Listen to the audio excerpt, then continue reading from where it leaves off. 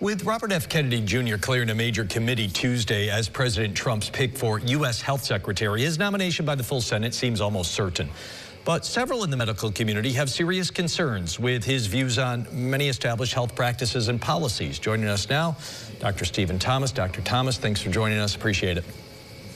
Yeah, thanks for having me, Jeff. I'm really interested in your personal views on this one. What worries you most about RFK Jr. as health secretary? So I think that you're correct. I'd be very surprised if he does not secure the position. So I think that that's something we just have to accept, which is fine.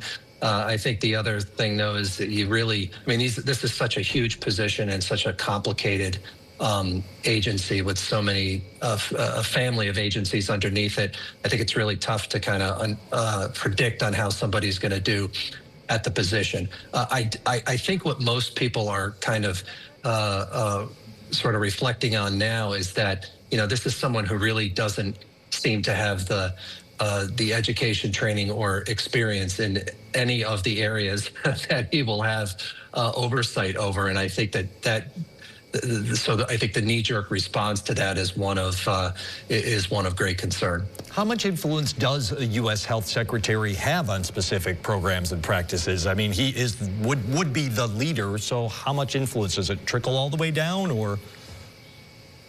It absolutely does, right? I mean, leadership is everything, and so this is a huge. I mean, this is huge, right? They have the Indian Health Service, the CDC, the FDA. They have CMS, right? So healthcare delivery. It's almost a $2 trillion budget, and the secretary and the administration and Congress through budgetary authority, they can really dictate what the areas of focus are. They can dictate what gets deprioritized, and they can really shape what the next 4 years could look like across these agencies, and the impacts could be huge. And when we talk impacts locally,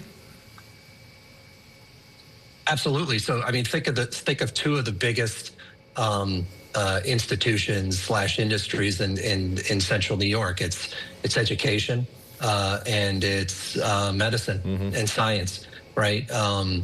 Tech will soon be. It's already kind of one of the big three, but it's going to be getting even bigger, you know, as this Micron deal unfolds. But just think of the NIH, right? So the National Institutes of Health and all the institutes within the NIH. Think of all the funding that comes down through those institutions to local scientists, local investigators, different organizations that are receiving funds to look into, you know, health problems and trying to do things, everything from finding out how to treat and cure cancers to sort of the world I'm in, infectious diseases and prevention of pandemics, et cetera.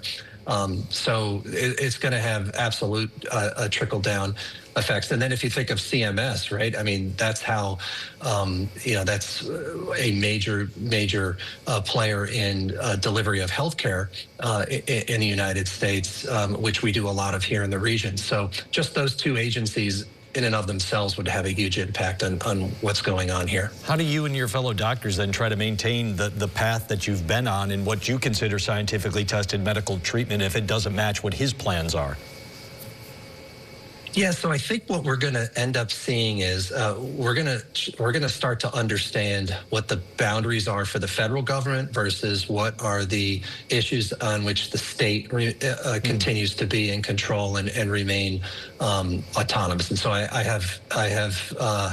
I'm very sure that there are going to be battles that are playing out in the public domain about this, because I think it's pretty clear New York State has different ideas on some issues than what the federal government might have, especially under this secretary. So, you know, I think at the individual level, when it comes to medical care, for example, in the end, it really is going to come down to that patient that patient's family and the clinician that they trust, right, to take care of them. And it's going to come down to that, clinician who's got the education, training, and experience to be able to guide them, make recommendations, work with them to make, in some cases, very difficult decisions. And so I think that unit, which is really an essential unit to the delivery of healthcare, I think that is not going to change, and it's just going to take some time for it to play out, and things that might be noise now might go away, and if it changes, then we'll have to figure out how to pivot without ever reducing the quality of care that we give to our patients and their families. Dr. Thomas, I really appreciate your insight on this one. I'm sure we'll have lots more to talk about going forward, but appreciate your time tonight. Thank you.